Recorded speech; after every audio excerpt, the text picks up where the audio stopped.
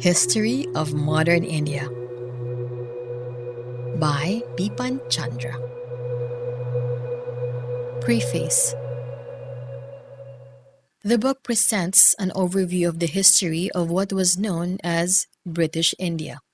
The text is largely based on my own research on nationalism and colonialism in India and on a large number of scholarly works published in this area. Challenging and revising old imperialist and nationalist historiographies, the book moves away from the historical political narrative to emphasize mutual interrelationships between history, politics, economics, sociology, and other related subjects. The book attempts to study wider social forces, movements, institutions, and individuals in order to understand why certain events happened and analyzes the consequences of such developments within a chronological framework.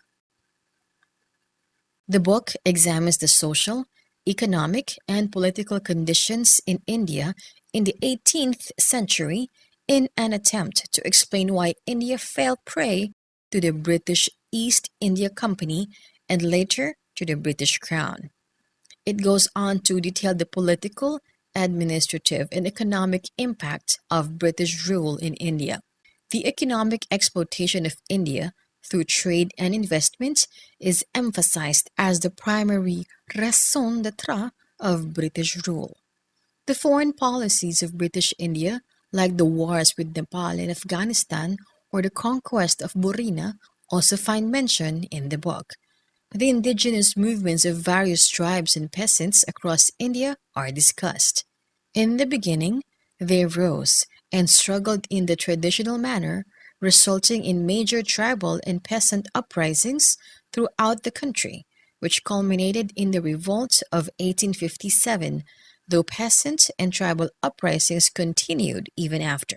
An effort has been made to juxtapose various strands of protest against British rule so that the readers can develop their own opinion of the impact of British rule in the subcontinent. I also examine the response of the Indian people to the emergence and growth of British rule, realizing the significance of the decline of Indian culture and society by the 18th century. The Indians organized several social and religious reform movements in the 19th century.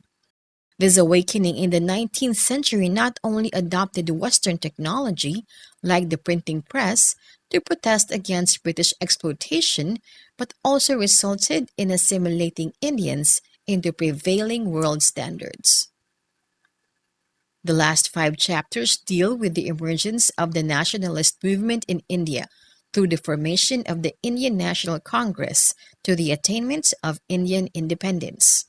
A detailed account is provided of the different strands that emerged within the national movement, like the moderate, the extremist, and the revolutionary. The emergence of the mass phase of the Indian national movement under the leadership of Mahatma Gandhi is dealt with extensively, without ignoring the multiple strands represented by Bhagat Singh, Jawaharlal Nehru, Subhas Bose, and Jai Prakash Narayan. Certain individuals who were the key figure in the national movement have been discussed thoroughly with an aim to showcase their contribution to the cause of Indian independence.